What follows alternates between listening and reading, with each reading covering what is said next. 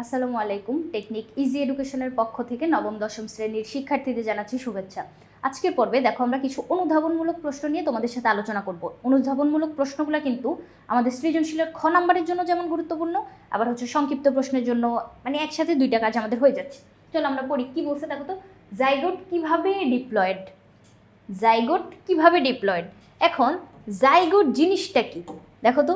Zygote জিনিসটা হচ্ছে আমাদের নিষেকের ফলে প্রথম যে কোষটা তৈরি হয়, নিষেক প্রক্রিয়ার মাধ্যমে প্রথম যে কোষটা তৈরি হচ্ছে ওই কোষটাকে আমরা বলতেছি হচ্ছে জাইগোট। একটা পুংগ্যামেট একটা স্ত্রী গ্যামেট, ওখানে যে নিউক্লিয়াস দুইটা থাকে, নিউক্লিয়াস দুইটা যখন একীভূত হয়ে যাবে, মিলনের ফলে যখন একীভূত হয়ে যাবে তখন যে কোষটা তৈরি হচ্ছে ওই কোষটাকে আমরা বলবো হচ্ছে জাইগোট। এখন এই যে জাইগোট জিনিসটা বা এই প্রথম যে কোষটা, এই কোষটা কেন ডিপ্লয়েড এটা জানতে চাইছে। ডিপ্লয়েড কি জিনিস? দুই প্রস্থ ক্রোমোজোম থাকবে। তাহলে দেখো জাইগোট ডিপ্লয়েড এই জন্যই হয় কারণ অর্ধেক বা এক প্রস্থ ক্রোমোজোম বাবা থেকে আসলো, অর্ধেক বা আর এক প্রস্থ ক্রোমোজোম মা থেকে আসলো। এই যে বাবা থেকে এক প্রস্থ মা থেকে এক প্রস্থ,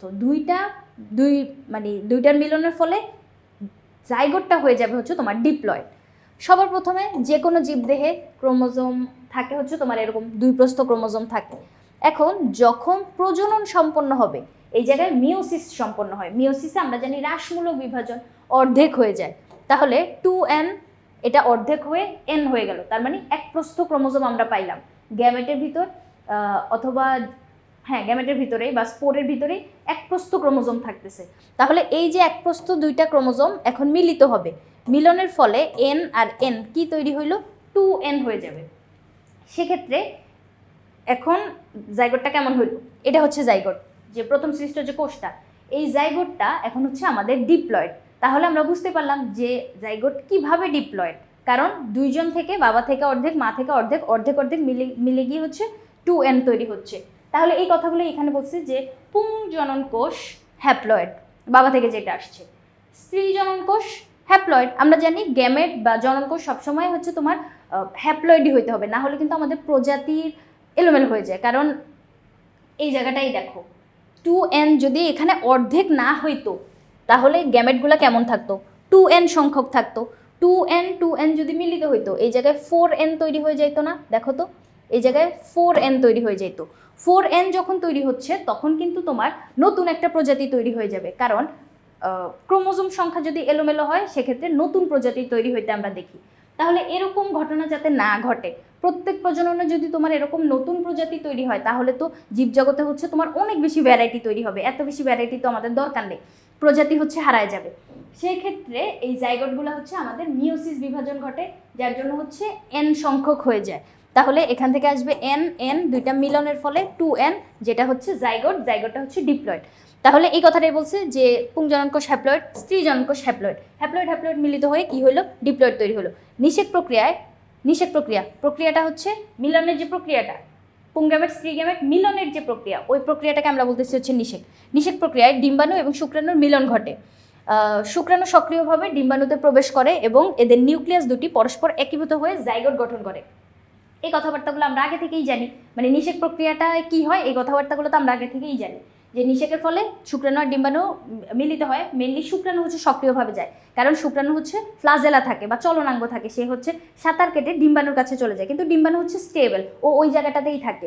তাহলে ওই ডিম্বাণুর ভিতরে একটা নিউক্লিয়াস আছে, শুক্রাণুর মাথায় হচ্ছে, শুক্রাণু এরকম হয় তোমার, এরকম মাথায় একটা নিউক্লিয়াস থাকে আর ওর পিছনে হচ্ছে লেজ থাকে, লেজ দিয়ে সাঁতার কেটে ও হচ্ছে তোমার ডিম্বাণুর কাছে চলে যায়। তাহলে এই যে নিউক্লিয়াসটা আর ডিম্বাণুর ভিতর যে নিউক্লিয়াস থাকতেছে, ওরা দুইজন মিলিত হয়ে একটা কোষ তৈরি করে, ওটা জাইগোট এই জন্য হচ্ছে তোমার ডিপ্লয়েড। কারণ ওই শুক্রাণুর ভিতরে এক প্রস্থ ক্রোমোজোম, ডিম্বাণুর ভিতরে এক প্রস্থ ক্রোমোজোম, এক প্রস্থ দুই প্রস্থ, তার মানে 2n সংখ্যক। ঠিক আছে, বুঝতে পারলাম, সহজ কথাবার্তা। এরপরে কি বলছে দেখো তো, বহিনিষেক থেকে অন্তনিষেক পৃথক হয় কেন, এটা জিজ্ঞেস করছে। এখন নিষেক কি জিনিস এটা তো আমরা একটু আগেই দেখলাম। নিষেক প্রক্রিয়াটা দুইভাবে সম্পন্ন হয়, একটা হচ্ছে তোমার বহিনিষেক আর একটা হচ্ছে অন্তনিষেক। তাহলে এইখানটা যদি আমি একটু বুঝাই, দেখো নিষেক তো প্রথমে আমরা বুঝছি, নিষেক ওয়ার্ডটা তো বুঝলাম। এখন ওর সামনে বহি কথা বলছে, বহি মানে হচ্ছে বাহিরে আর অন্ত মানে হচ্ছে ভেতরে। তাহলে অন্ত, এই যে নিষেক তো আমরা জানি যে মিলনের প্রক্রিয়া, পুংগ্যামেট স্ত্রী গ্যামেট মিলনের প্রক্রিয়া হচ্ছে নিষেক। তাহলে যে নিষেক প্রক্রিয়াটা বাহিরে সম্পন্ন হবে সেটা বহিনিষেক, যে নিষেক প্রক্রিয়াটা ভেতরে সম্পন্ন হবে ওইটা হচ্ছে অন্তঃনিষেক। কিন্তু কিসের বাহিরে কিসের ভেতরে এটা তো ক্লিয়ার করা লাগবে। তাহলে আমি তোমাদেরকে একটু বলি, দেখো নিষেক প্রক্রিয়া হচ্ছে মিলনের প্রক্রিয়া। তাহলে এটা দুইটা গ্যামেট জীবদেহের ভেতরে যদি মিলিত হয়, জীবদেহ বলতে মেনলি হচ্ছে স্ত্রী দেহের ভেতরে মিলিত হয়, স্ত্রী দেহের ভেতরে যখন দুইটা গ্যামেট মিলিত হচ্ছে তখন ওইটাকে আমরা বলতেছি হচ্ছে অন্তঃনিষেক। আর যখন জীবদেহের বাইরে তোমার নিষেকটা সম্পন্ন হবে তখন ওইটাকে বলবো হচ্ছে বহির্নিষেক। বহির্নিষেক হয় হচ্ছে তোমার জলজ উদ্ভিদের ক্ষেত্রে, মাছ ব্যাঙ ওদের ক্ষেত্রে আমরা হচ্ছে এই বহির্নিষেকটা দেখতে পাই। মাছ ডিম পেড়ে দিয়ে চলে যায়, তারপরে যে পুরুষ মাছগুলো এসে ওইখানের উপর আবার তোমার হচ্ছে শুক্রাণু ছড়ায় দেয়, সেক্ষেত্রে বাইরে স্ত্রী দেহের বাইরে তোমার নিষেকটা সম্পন্ন হইল, তাহলে এটাকে আমরা বলবো হচ্ছে বহির্নিষেক। আর অন্তঃনিষেক হচ্ছে তোমার স্ত্রী প্রজনন অঙ্গের ভেতরে সম্পন্ন হবে। তাহলে চলো এই জায়গাটা আমরা একটু পড়ি। বহির্নিষেক থেকে অন্তঃনিষেক পৃথক। পৃথক হওয়ার কারণ হচ্ছে জায়গা ভিন্ন, নিষেক সম্পন্ন হওয়ার জায়গা ভিন্ন। বহির্নিষেক বাইরে হচ্ছে স্ত্রীদেহ মানে জীবদেহের বাইরে, আর অন্তঃনিষেক হচ্ছে তোমার স্ত্রীদেহের অভ্যন্তরে। তাহলে জায়গা যেহেতু ভিন্ন এর জন্য আমরা এটাকে বলতে পারি হচ্ছে বহি থেকে অন্তঃনিষেক হচ্ছে ভিন্ন। তারপরে কি বলছে, যে নিষেক ক্রিয়া প্রাণীদেহের বাহিরে সংগঠিত হয়, এই যে এই লাইনটা দেখো, যে নিষেক ক্রিয়া প্রাণীদেহের বাহিরে সংগঠিত হচ্ছে ওইটাকে আমরা বলতেছি হচ্ছে বহির্নিষেক। এই ধরনের নিষেক সাধারণত পানিতে বসবাস করে এরকম প্রাণীদের ক্ষেত্রে হয়। এই যে পানিতে বসবাস করতেছে মাছ ব্যাঙ, এই ক্ষেত্রে আমরা হচ্ছে বহির্নিষেক দেখতে পাবো। অন্যদিকে স্ত্রী দেহের জননাঙ্গে সংগঠিত যে নিষেক ওটার বলতেছে হচ্ছে অন্তঃনিষেক। কোথায় সম্পন্ন হচ্ছে, স্ত্রী যে জীবটা থাকতেছে ওই স্ত্রী দেহে জননাঙ্গের অভ্যন্তরে সম্পন্ন হচ্ছে। সাধারণত শারীরিক মিলনের মাধ্যমে পুরুষ প্রাণীটা তার শুক্রাণু স্ত্রী দেহের অভ্যন্তরে প্রবেশ করায় দেয়, তখন ওই শুক্রাণুগুলো যায় ডিম্বাণুকে যখন নিষিক্ত করে তখন নিষেক সম্পন্ন হইল। কোথায় সম্পন্ন হইল, অভ্যন্তরে, তাহলে এটা হচ্ছে অন্তঃনিষেক। তাহলে কোথায় দেখতে পাবো, ডাঙায় বসবাসকারী জীবদের ক্ষেত্রে। ডাঙায় বসবাসকারী জীবদের ক্ষেত্রে আমরা অন্তঃনিষেক দেখতে পাই। তাহলে দেখো নিষেক সংগঠনের স্থান যেহেতু ভিন্ন এই জন্য বহির্নিষেক থেকে অন্তঃনিষেককে আমরা ভিন্ন বলতে পারি। এখন তুমি পরের প্রশ্নটা দেখলে আমাকে ব্লেম করতেই পারো যে আমি মাত্র বললাম যারা পানিতে বাস করে তাদের ক্ষেত্রে আমরা বহির্নিষেক দেখতে পাই, মাছ ব্যাঙ ওদের ক্ষেত্রে বহির্নিষেক দেখতে পাই। কিন্তু দেখো হাঙরের ক্ষেত্রে, হাঙরে কি ধরনের নিষেক ঘটে, হাঙরে কিন্তু তোমার অন্তঃনিষেক ঘটে। যে কি ধরনের নিষেক, এই জায়গায় হচ্ছে আমাদের অন্তঃনিষেকটা ঘটবে। এখন তুমি বলতে পারো কেমনি কি, মাত্র বললাম যে পানিতে বসবাস করলে বহির্নিষেক, তাহলে হাঙর কি ডাঙায় বসবাস করে না, তো হাঙর তো পানিতেই থাকে। কিন্তু এটা হচ্ছে একটু ব্যতিক্রম। হাঙর মাছ পানিতে বসবাস করলেও ওরা হচ্ছে একলিঙ্গী হয়। একলিঙ্গী হওয়ার কারণে ওরা হচ্ছে তোমার অন্তঃপ্রজনন মানে অন্তঃনিষেক সম্পন্ন করে। সেক্ষেত্রে আমরা কি জানি, নিষেক প্রক্রিয়া তো আমরা জানি কি হবে, এখানে শুক্রাণু আর ডিম্বাণুর মিলন ঘটবে, এই প্রক্রিয়াটাই হচ্ছে নিষেক প্রক্রিয়া। নিষেক প্রক্রিয়া দুই ধরনের, বহির্নিষেক অন্তঃনিষেক, এই সব কথাবার্তা আমরা জানি। এইখানটায় দেখো হাঙর মাছ হওয়া সত্ত্বেও, মানে হাঙর মাছ হওয়া সত্ত্বেও, মাছ মানে পানিতে থাকে এরকম, মানে আমরা কি বলছিলাম, কন্ডিশন বলছিলাম যে পানিতে যারা থাকে, সেক্ষেত্রে হাঙর মাছ হওয়া সত্ত্বেও এরা একলিঙ্গী প্রাণী, তাই এদের অন্তঃনিষেক সম্পন্ন হয়। ওরা হচ্ছে ডিম পাড়ার পরিবর্তে বাচ্চা প্রসব করে। আর আমরা কি জানি, মানুষের ক্ষেত্রে স্তন্যপায়ী যে মানে স্তন্যপায়ী জীবদের যে বৈশিষ্ট্যগুলা, ওই বৈশিষ্ট্য অনুযায়ী আমরা কি জানি যে সন্তান প্রসব করে, কোনো ডিম পাড়ে না। প্লাটিপাসের ক্ষেত্রেও আবার ব্যতিক্রম আছে, প্লাটিপাস আবার ডিম পাড়ে কিন্তু ও আবার স্তন্যপায়ী। কিছু কিছু ব্যতিক্রম তো থাকেই, তাই না, সব জায়গায় তো ব্যতিক্রম থাকে, তাহলে বায়োলজিতে কেন থাকবে না। কেমিস্ট্রিতে দেখো না যৌগগুলোর ওই যে পর্যায় সারণীতে কত কত ব্যতিক্রম খুঁজে পাওয়া যায়, তাহলে ওরকমই ধরো এই হাঙর হচ্ছে একটা ব্যতিক্রম। তাহলে ওরা হচ্ছে একলিঙ্গী আর ওরা ডিম পাড়ে না, বাচ্চা প্রসব করে, যার জন্য ওদেরকে আমরা কি দেখতেছি, ওদের ক্ষেত্রে আমরা অন্তঃনিষেক দেখতেছি। হাঙরে কি ধরনের নিষেক ঘটে, অন্তঃনিষেক ঘটে। তাহলে আমরা বুঝতে পারলাম যে হাঙর মাছে কিন্তু ও মানে পানিতে বসবাস করা সত্ত্বেও ওর ক্ষেত্রে আমরা ব্যতিক্রম দেখতে পাই, ওই হাঙর মাছে অন্তঃনিষেক সম্পন্ন হবে। তার মানে স্ত্রী যে হাঙর মাছটা ওর দেহের অভ্যন্তরে তোমার হচ্ছে নিষেক সম্পন্ন হবে। স্ত্রী হাঙর মাছ কিন্তু আকারে তুলনামূলক বড় হয়। মানুষ বাদে জীবজগতে বা প্রাণীকুলে তুমি যেখানেই দেখবা স্ত্রী যে জীবগুলা থাকে ওরা হচ্ছে আকারে তুলনামূলক বড় হয়, আর পুরুষ জীবরা হচ্ছে আকারে ছোট হয়। তাহলে হাঙর মাছ যেগুলা, হাঙর যে মানে মা মাছগুলা, ওই মামি মাছগুলো হচ্ছে আকারে অনেক বেশি বড় হয়, আর বাবা মাছগুলো হচ্ছে ছোট ছোট হয়। ছোট ছোট মাছগুলা ওই তোমার হচ্ছে অ্যাটাচ হয়ে থাকে, মানে প্রজননের সময় আর কি, ওই মা মাছের পিছে পিছে মানে যাইতে থাকে, তখন ওই মিলনটা কোথায় হয়? স্ত্রী দেহের অভ্যন্তরে হয়। তাহলে হাঙ্গরে আমরা অন্তঃনিষেক দেখতে পাই। এরপরে কি বলছে দেখো তো পরের প্রশ্নটা, যে হরমোনকে রাসায়নিক দূত বলা হয় কেন? এখন আমরা তো জানি যে দূত কি কাজ করে। দূত হচ্ছে তোমার বার্তা বহন করে নিয়ে যায়, তাই না? বার্তা বহন করে এক দেশের খবর আরেক দেশে নিয়ে যায়। তাহলে এই যে দূত যে কাজটা করতেছে, হরমোনও কিন্তু এই কাজগুলোই করে। তাহলে দেখো তো, হরমোন একটা রাসায়নিক পদার্থ, আমরা জানি রাসায়নিক এক ধরনের লিকুইড বা রস জাতীয় পদার্থ। হরমোন কিন্তু একটা ইংলিশ ওয়ার্ড, এটাকে আমরা বাংলায় বলতে পারি হচ্ছে প্রাণরস। এটাকে আমরা বাংলায় বলতে পারি হচ্ছে প্রাণরস। তাহলে এই যে হরমোন বা প্রাণরস যেটা, এটা রস, তার মানে লিকুইড একটা পদার্থ। এটা কি করবে? উৎপন্ন হবে হচ্ছে তোমার অন্তঃক্ষরা গ্রন্থি থেকে। অন্তঃক্ষরা গ্রন্থি কি জিনিস? অন্তঃক্ষরা গ্রন্থি হচ্ছে, অন্ত মানে ভেতর, খরা বলতে হচ্ছে খরিতে হবে, তাহলে ভেতর থেকে খরিতে হবে এরকম কিছু রস আর কি, রস জাতীয় পদার্থ বা রাসায়নিক পদার্থ বলা যায়। সেক্ষেত্রে অন্তঃক্ষরা গ্রন্থিতে কোনো নালী থাকে না। নালী না থাকলে হরমোন কিভাবে প্রবাহিত হবে? কোনো কিছু প্রবাহিত হওয়ার জন্য তো একটা পথ লাগবে। তাহলে অন্তঃক্ষরা গ্রন্থিগুলোতে কোনো নালী থাকে না, যার জন্য তোমার হরমোন রক্তের মাধ্যমে মিশে যায়, রক্ত বা লসিকার মাধ্যমে মিশে গিয়ে যেখান থেকে উৎপন্ন হচ্ছে ওই জায়গার কার্য সম্পন্ন করে না, ওই রক্তের মাধ্যমে ফ্লো করে দূরে কোথাও চলে যায়।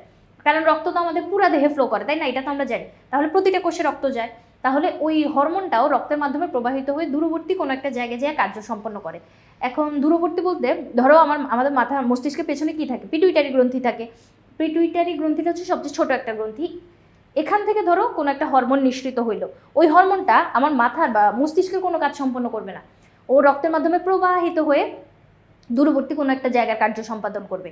আবার ধরো হচ্ছে আমাদের গলায় এখানে থাকে হচ্ছে থাইরয়েড গ্রন্থি, থাইরয়েড গ্রন্থি থেকে থাইরক্সিন হরমোন নিঃসৃত হয়, তারপর হচ্ছে তোমার ক্যালসিটনিন নিঃসৃত হয়। ওরা কিন্তু এখান থেকে উৎপন্ন হয়ে গলার কোনো কাজ সম্পন্ন করে না, ওরা রক্তের মাধ্যমে প্রবাহিত হয়ে বিপাকের কার্য সম্পন্ন করে। তাহলে তুমি বুঝতেই পারতেছো, হরমোন যেখানে উৎপন্ন হয় ওই জায়গার কাজ কখনোই সম্পন্ন করবে না, প্রবাহিত হয়ে দূরবর্তী কোনো কার্য সম্পন্ন করবে। আর হরমোন হচ্ছে খুবই অল্প মাত্রায় নিঃসৃত হয়, কিন্তু অনেক চেঞ্জেস ঘটায় ফেলাইতে পারে। তাহলে চলো আমরা এবার একটু পড়ি। ও যেহেতু উৎপত্তি স্থলের কার্য সম্পন্ন করতেছে না, প্রবাহিত হয়ে দূরে চলে যাচ্ছে, এজন্য ওকে আমরা রাসায়নিক দূত বলতে পারি। তাহলে হরমোন একটি রাসায়নিক পদার্থ, হ্যাঁ রস জাতীয় একটা পদার্থ, তার উৎপত্তি স্থান থেকে অনেক দূরের স্থানে গিয়ে কার্য সম্পন্ন করে। তাহলে এই জায়গাটাই হচ্ছে কারণ, উৎপত্তি স্থান থেকে অনেক দূরের স্থানে গিয়ে তার কার্য সম্পন্ন করে, যেখান থেকে উৎপন্ন হচ্ছে ওই জায়গার কাজ করবে না। যেমন দূতদের কাজ কি? এক রাষ্ট্র থেকে অন্য রাষ্ট্রে চলে যায়, ওখান থেকে হচ্ছে যায় তোমার কথাবার্তা খবরাখবর নিয়ে আসে, ও নিজের দেশের হচ্ছে খবরগুলো নিচ্ছে না। তারপরে হচ্ছে দূত বলতে তো আমরা এরকম বার্তাবাহক বুঝতেছি, তাহলে বার্তা নেওয়া আসা করতেছে দূরের জায়গায় যায়। হরমোনও হচ্ছে যেখানে উৎপন্ন হয় ওখান থেকে দূরে কোথাও যায় হচ্ছে কার্য সম্পন্ন করে, যার জন্য এটাকে আমরা রাসায়নিক দূত বলতে পারি, কারণ ও হচ্ছে একটা রাসায়নিক পদার্থ আর দূতের মতো কাজ করতেছে, তাহলে রাসায়নিক দূত। হরমোন নামক বিশেষ কতগুলো রাসায়নিক দ্রব্য দেহের সমন্বয়ে অংশ নেয়। সমন্বয় বলতে হচ্ছে এক জায়গার কোনো একটা অর্গান তোমার পুরো দেহের অন্য দিকের কোনো একটা জায়গায় যায় হচ্ছে মানে কানেকশনটা তৈরি করবে, মানে এখান থেকে উৎপন্ন হইলো দূরবর্তী জায়গায় চলে যাচ্ছে। ও যে এভাবে ফ্লো করতেছে এটার কারণে কিন্তু তোমার দেহের ভিতরে সমন্বয়টা তৈরি হচ্ছে। এখন ওই যে আরেকটা কথা যেটা বলছিলাম, অল্প পরিমাণে নিঃসৃত হবে, হরমোন সিক্রেট হয় খুবই অল্প, কিন্তু কাজ করে অনেক বেশি, শারীরবৃত্তীয় কাজ, বিপাকীয় কাজ, বিভিন্ন ধরনের চেঞ্জেস কিন্তু আমাদের অনেক বেশি চোখে পড়ে।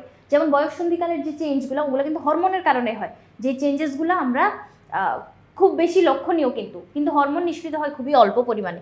তাহলে শারীরবৃত্তীয় কাজ বা সূক্ষ্মভাবে নিয়ন্ত্রণ করার কাজগুলো হচ্ছে হরমোন করতেছে। এরা উত্তেজক বা রোধক হিসেবে, উত্তেজক হরমোনও থাকে, নিস্তেজক হরমোনও থাকে। এই কথাটাই বলছে যে উত্তেজক বা রোধক হিসেবে পরিস্ফুটন, বৃদ্ধি ও বিভিন্ন টিস্যুর কার্য নিয়ন্ত্রণ করে। ব্যক্তির আচরণ, স্বভাব, আবেগ প্রবণতার উপরও হরমোনের প্রভাব অপরিসীম। তাহলে দেখো ও যে কাজগুলো করতেছে, এই কাজগুলো অবশ্যই একটা হিউম্যান বডির জন্য গুরুত্বপূর্ণ। তোমার প্রজননের ক্ষেত্রে বলো, অথবা তোমার হচ্ছে সুষ্ঠু জীবনযাপনের জন্য শারীরবৃত্তীয়, বিপাকীয় এই কাজগুলো তো আমাদের দরকার। এই কাজগুলোই করে হচ্ছে এই হরমোন। তাহলে ও যেখান থেকে উৎপন্ন হচ্ছে ওই জায়গার কাজ কিন্তু করতেছে না, দূরবর্তী স্থানে কার্য সম্পন্ন করতেছে। এই জন্য আমরা হরমোনকে কি বলতে পারি? রাসায়নিক দূত বলতে পারি। তারপরের প্রশ্নটায় চলো আমরা যাই। কি বলছে দেখো তো, যে মানব প্রজননে পিটুইটারি গ্রন্থির গুরুত্ব। পিটুইটারি হচ্ছে মানবদেহের সবচেয়ে ছোট একটা গ্রন্থি, যে গ্রন্থিটা মস্তিষ্কের পেছনে অবস্থান করে। মানবদেহের যে যতগুলো গ্রন্থি আছে যেখান থেকে হরমোন নিঃসৃত হয়, ওই গ্রন্থিগুলোর ভিতর থেকে সবচেয়ে ছোট গ্রন্থিটা হচ্ছে আমাদের পিটুইটারি গ্রন্থি।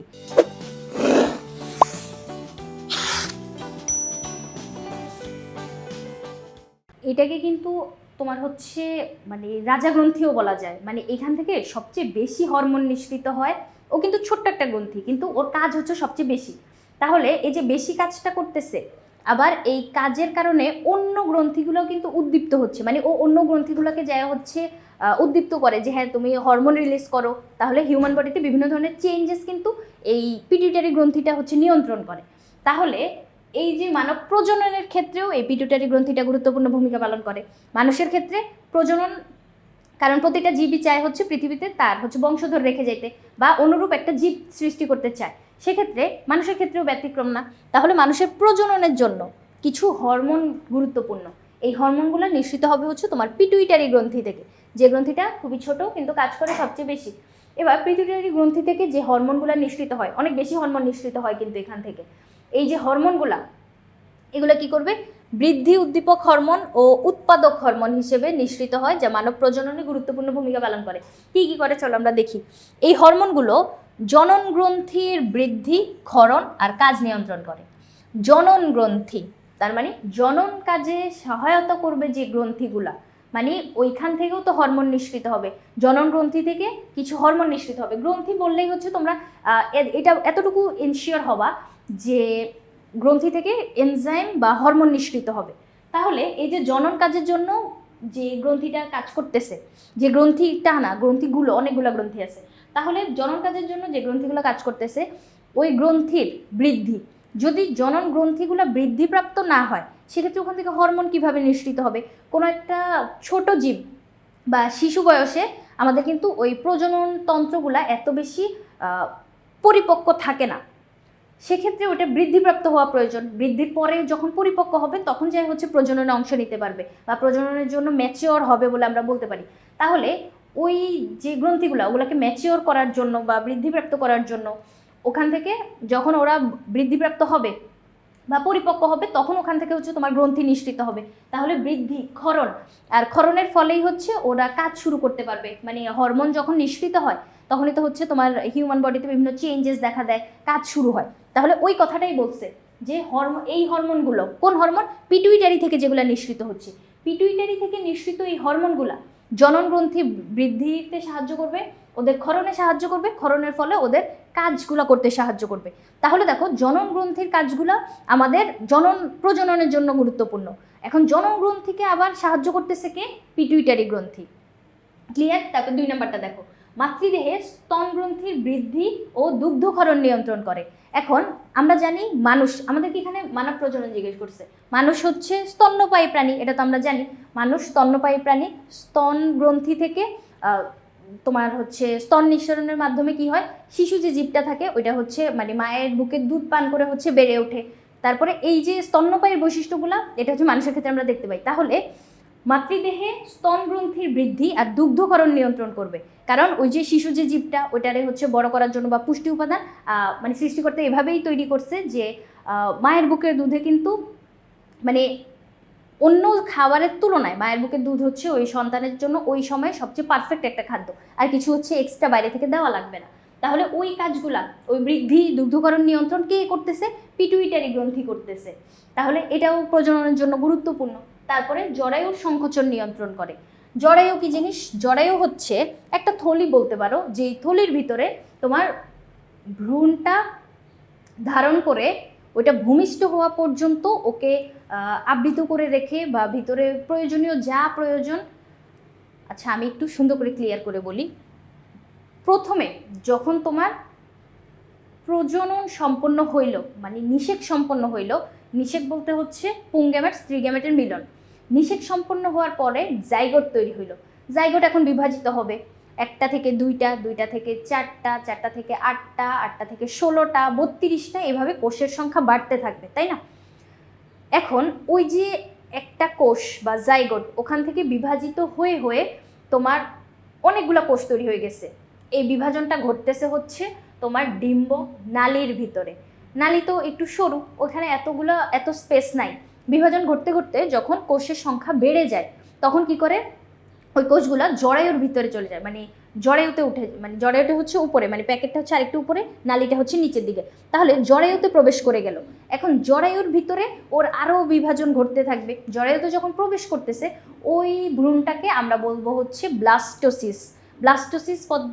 ব্লাস্টোসিস যে স্টেজটা, ওইখানে হচ্ছে আরও বিভাজন ঘটতে থাকবে। তখন জরায়ুতে ভ্রূণটা হচ্ছে তোমার অ্যাটাচ হয়ে যাবে। ভ্রূণের বৃদ্ধির জন্য যা যা প্রয়োজন, তোমার হচ্ছে পুষ্টি উপাদান প্রয়োজন। এখন ভ্রূণটা কি খাবার খাইতে পারবে? বাইরে থেকে কি খাবার নিয়ে এসে গ্রহণ করতে পারবে? পারবে না। তাহলে মা যে খাবারটা খাচ্ছে ওই পুষ্টিগুলোই হচ্ছে ভ্রূণের দেহে যাবে। আবার ভ্রূণ যে পুষ্টি উপাদান পাচ্ছে, অক্সিজেন প্রয়োজন কোষগুলার বেঁচে থাকার জন্য, অক্সিজেন সাপ্লাই হবে হচ্ছে তোমার অমরার মাধ্যমে।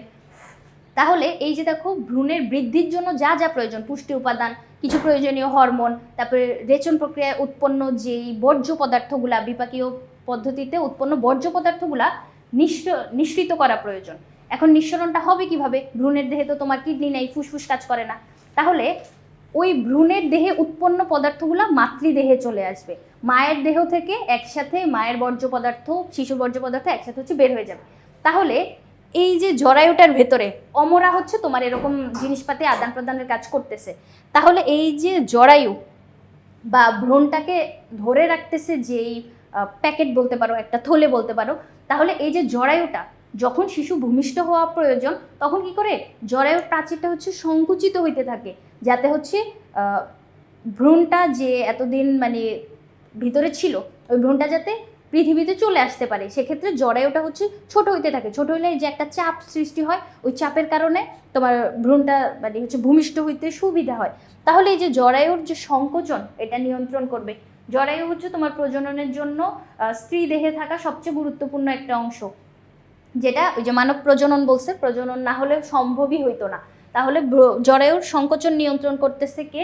এখান থেকে যে এই হরমোনগুলো নিঃসৃত হচ্ছে, ওই হরমোনগুলো। তাহলে আমরা বুঝতেই পারতেছি কত গুরুত্বপূর্ণ কাজগুলো সম্পন্ন করতেছে পিটুইটারি থেকে নিঃসৃত এই হরমোনগুলো। তাহলে পিটুইটারি গ্রন্থিকে আমরা বলতে পারি যে মানব প্রজননের জন্য গুরুত্বপূর্ণ। তাহলে আশা করি বুঝতে পারছো, সহজ কথাবার্তা। এরপরে বলছে থাইরয়েডকে অন্তঃক্ষরা গ্রন্থি বলা হয় কেন? থাইরয়েড কি জিনিস? থাইরয়েড হচ্ছে আমাদের গলার এই জায়গাটায় থাকে এরকম একটা গ্রন্থি, যে গ্রন্থিটা অন্তঃক্ষরা এই জন্যই বলতেছি কারণ ওর ভেতর থেকে নিঃসৃত হয় কিছু হরমোন, নিঃসৃত হয়। অন্ত মানে ভেতর, আর খরা বলতে হচ্ছে খরিত হবে এরকম। তাহলে এই যে থাইরয়েড গ্রন্থিটা, এটাকে আমরা অন্তঃক্ষরা এজন্যই বলতেছি, এখান থেকে কিছু হরমোন নিঃসৃত হবে। হরমোনগুলো কি কি? থাইরয়েড থেকে থাইরক্সিন হরমোন নিঃসৃত হয়। নামটা কিন্তু ওর সাথে মিলে, দেখো থাইরয়েড, থাইরক্সিন, থাইরয়েড থেকে থাইরক্সিন হরমোন নিঃসৃত হয়। আরও একটা নিঃসৃত হয়, ওর নাম হচ্ছে ক্যালসিটোনিন।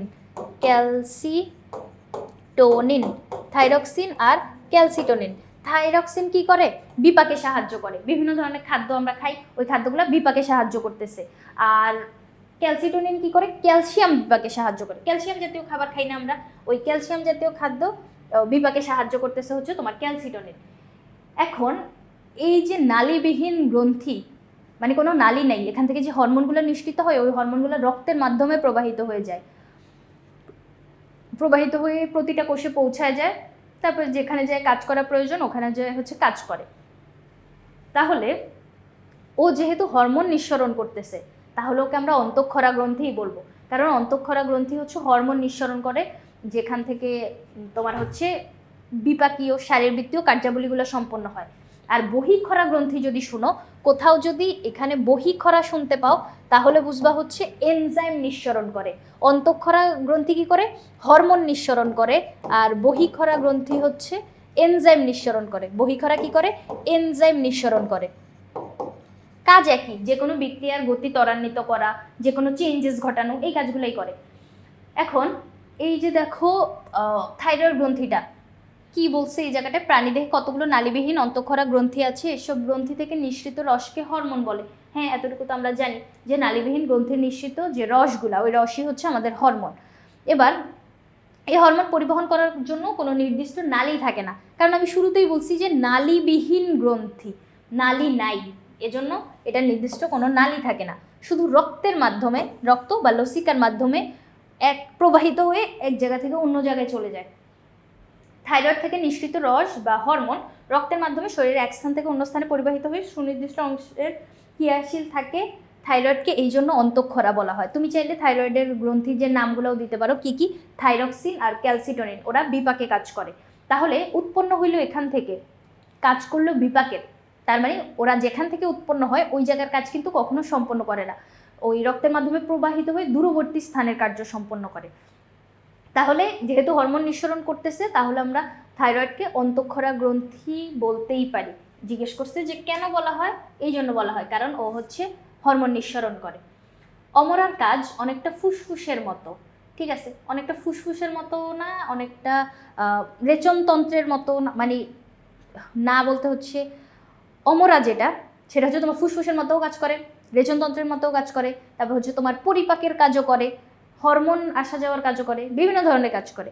এখন সবার আগে আমাকে যেটা বুঝতে হবে, অমরা কি জিনিস, অমরার কাজ আমি বলতেছি, অমরা কি জিনিস, এই জায়গার কনসেপ্টটা আমি একটু ক্লিয়ার করি। আমি একটা চিত্র এঁকে তোমাদেরকে একটু দেখাই, তাহলে আশা করি একটু ভালো বুঝতে পারবা। ধরো একটা মানব শিশু, কেমন, ধরো একটা মানব শিশু, এখন এই যে শিশুটা কোথায় অবস্থান করবে, মাতৃদেহের ভেতরে, জরায়ুর ভেতরে আর কি। সেক্ষেত্রে দেখো এই জায়গাটায় ওর চারপাশে কিছু রক্তজালিকার মতো অংশ বা কিছু টিস্যু আমরা এরকম দেখতে পাবো, এরকম অনেকগুলা। এই জায়গাটাই হচ্ছে আমাদের মেইনলি অমরা। আর ছোট বাবুদের ক্ষেত্রে তোমরা অনেক সময় হচ্ছে নাভি থেকে একটা লম্বা নালি বের হইতে দেখবা, ওই জায়গাটাকে আমরা বলবো হচ্ছে অম্বিলিকাল কর্ড।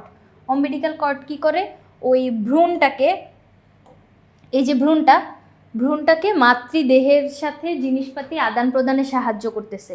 তাহলে এই যে দেখো ভ্রূণ, এইখানে যেই অঙ্গগুলো আছে, এই অঙ্গগুলোকে আমরা বলতেছি হচ্ছে অমরা। এখন এই যে অমরাটা, ও কী করতেছে, মা যে পুষ্টি উপাদানগুলো গ্রহণ করতেছে, ওই পুষ্টি উপাদানগুলা, মানে যে খাদ্য গ্রহণ করতেছে ওই খাদ্য থেকে তো পুষ্টি পাবে, ওই পুষ্টিগুলা শিশুর দেহে বা ভ্রূণের দেহে আসবে। কিভাবে আসবে, এই যে অম্বিলিকাল কর্ডটার মাধ্যমে।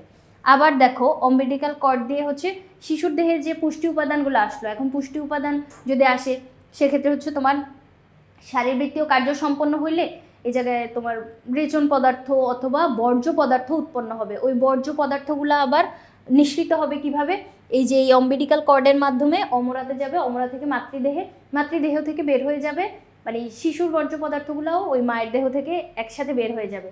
তারপরে আবার দেখো ফুসফুস, এই ছোট্ট ভ্রূণটার কিন্তু এখনো ফুসফুস তৈরি হয় নাই, তখন কি হবে, ওই ফুসফুস কি করে, আমাদের অক্সিজেন যাওয়া আসার কাজ করে। অক্সিজেন আসলে কিন্তু কোষে তোমার শক্তি উৎপন্ন হয়, অক্সিজেন না থাকলে কোষগুলো মারা যায়।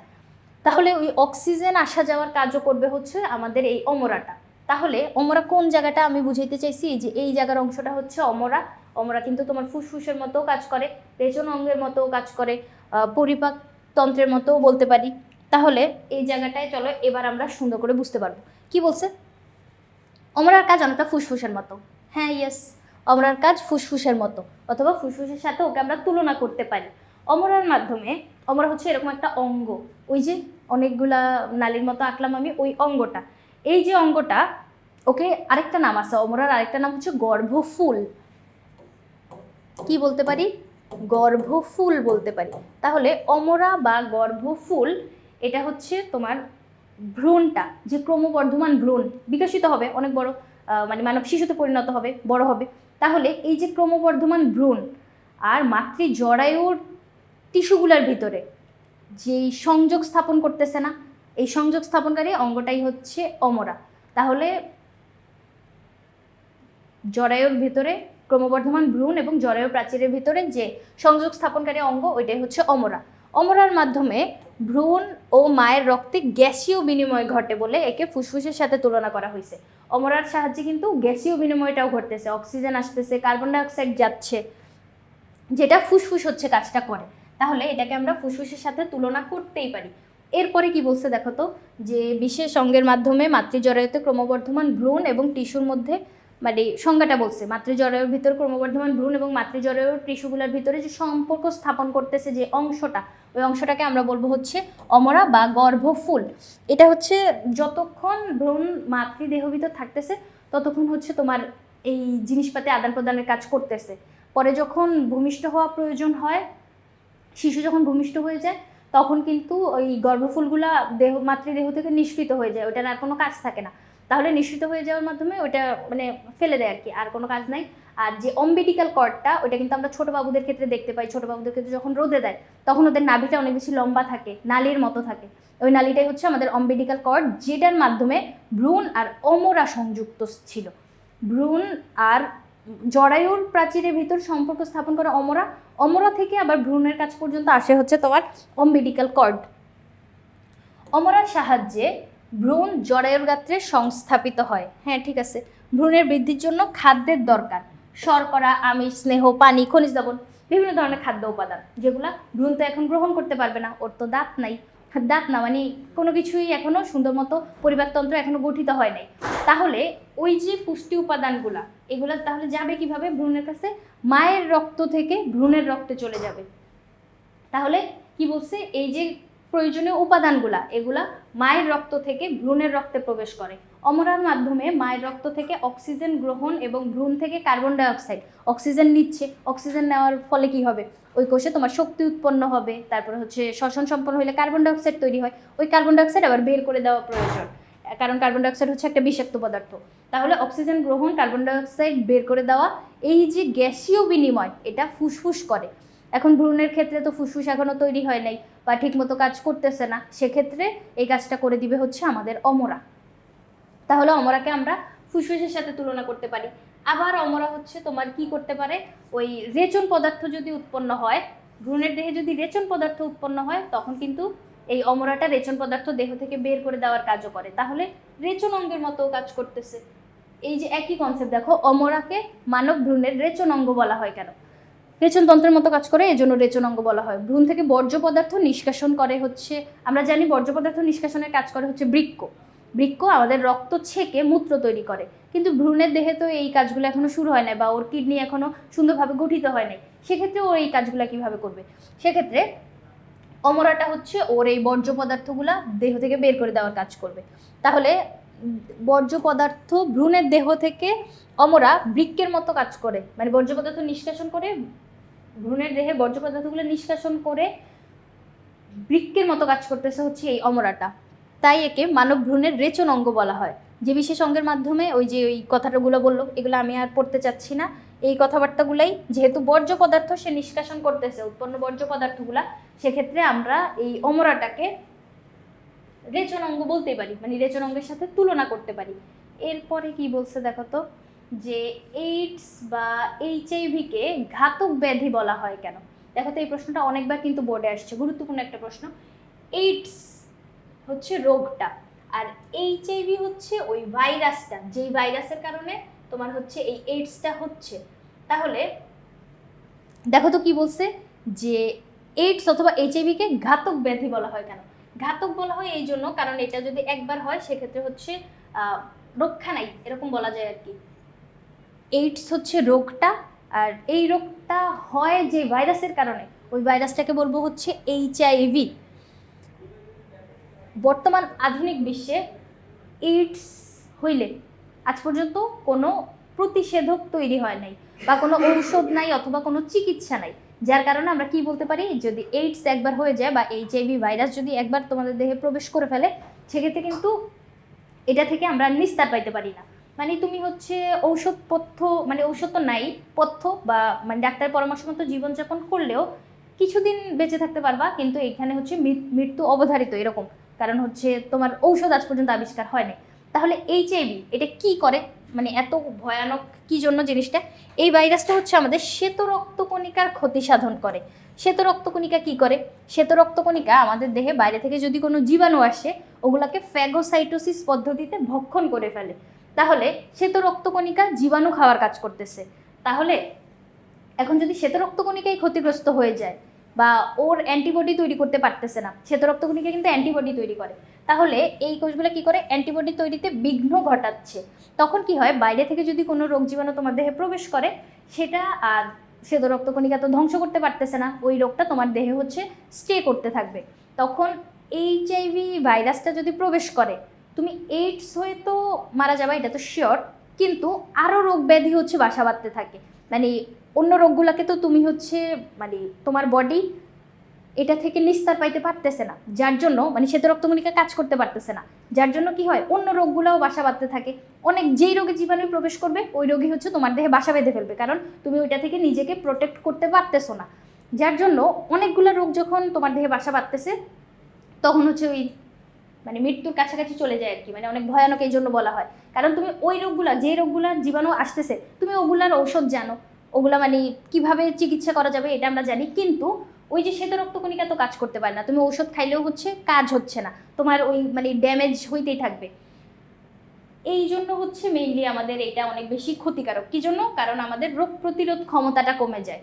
ওই ভাইরাসগুলো কি করে? আমাদের শ্বেত রক্তকণিকাকে সুন্দর করে কাজ করতে দেয় না, যার জন্য রোগ প্রতিরোধ ক্ষমতা, রোগীর রোগ প্রতিরোধ ক্ষমতা বিনষ্ট হয়ে যায় আর মৃত্যু অনিবার্য হয়ে পড়ে। কারণ হচ্ছে এইচআইভি ভাইরাস অন্য জীবাণুগুলোকেও হচ্ছে বাসা বাঁধতে সাহায্য করে। অনেকগুলো রোগের জীবাণু যখন একসাথে বাসা বাঁধতেছে তখন একটা মানে হিউম্যান বডি হচ্ছে অনেক বেশি জীবাণু দ্বারা আক্রান্ত হলে কি হবে, সেক্ষেত্রে ওই মৃত্যুর কোলে ঢলে পড়ে, যার জন্য এটাকে ঘাতক ব্যাধি বলা হয়েছে। আর এইচআইভির যে জীবাণুগুলা এটা কিন্তু আমাদের হচ্ছে তরল পদার্থ দ্বারা অনেক বেশি আদান প্রদান হইতে পারে। মানে হচ্ছে তরল লিকুইড যদি একজনের ব্যবহার্য গ্লাস, তারপরে একজনের ব্যবহার্য জিনিসপাতি যদি আরেকজন ব্যবহার করে সেক্ষেত্রে কিন্তু সুস্থ ব্যক্তিরও এইচআইভি ভাইরাসটা অনেক সহজেই সংক্রমণ ঘটে যেতে পারে। সেক্ষেত্রে আমাদের এই যে একই যন্ত্রপাতি ব্যবহার করা থেকে বিরত থাকতে হবে, সচেতন থাকতে হবে। শুধু তুমি সচেতন থাকলে কিন্তু হবে না, তোমার চারপাশের মানুষদেরকেও সচেতন রাখতে হবে, কারণ হচ্ছে আমাদের সবাইকে মিলেই আমাদের সমাজ। তুমি একা একা সচেতন থাকলে কখনোই হচ্ছে এই রোগ থেকে মানে কি বলবো বাঁচতে পারবা না, কারণ অন্যদেরকেও তোমার সচেতন করার মাধ্যমে সবাই মিলে যখন আমরা সচেতন থাকবো তখন হচ্ছে যে কোনো একটা কিছু ওভারকাম করতে সহজ হয়, তাই না? তাহলে এই যে এই এইডস অথবা এইচআইভি ঘাতক ব্যাধি এই জন্যই বলা হয়েছে কারণ রোগ প্রতিরোধ ক্ষমতা কমে যায় আর শ্বেত রক্তকণিকার কার্যক্ষমতা নষ্ট হয়ে যায়, অ্যান্টিবডি তৈরিতে বিঘ্ন ঘটে। সহজ কথাবার্তা খ নম্বরের জন্য বা সংক্ষিপ্ত প্রশ্নের জন্য চেষ্টা করবে সবসময় 2টা প্যারা লেখার। জ্ঞানমূলক একটা প্যারা রাখবা, অনুধাবনমূলক একটা প্যারা, এরকম 2 নম্বরের জন্য 2টা প্যারা করে লিখলে আশা করি সুন্দর একটা স্ট্যান্ডার্ড মার্কস উঠে যাবে। তাহলে এইখানে যেই উত্তরগুলা 2 নম্বরের জন্য যতটুকু উত্তর লেখা প্রয়োজন এটার চেয়ে অনেক বেশি কথাবার্তা বলছি, এত বেশি কথাবার্তা পরীক্ষায় লেখা লাগবে না, তুমি হচ্ছে মনে রাখার জন্য আর কি বললাম, যে মাথায় যাতে একটু সুন্দরভাবে গাঁথে। আশা করি বুঝাইতে পারছি। পরবর্তী পর্ব দেখার আমন্ত্রণ রইল। ধন্যবাদ সবাইকে।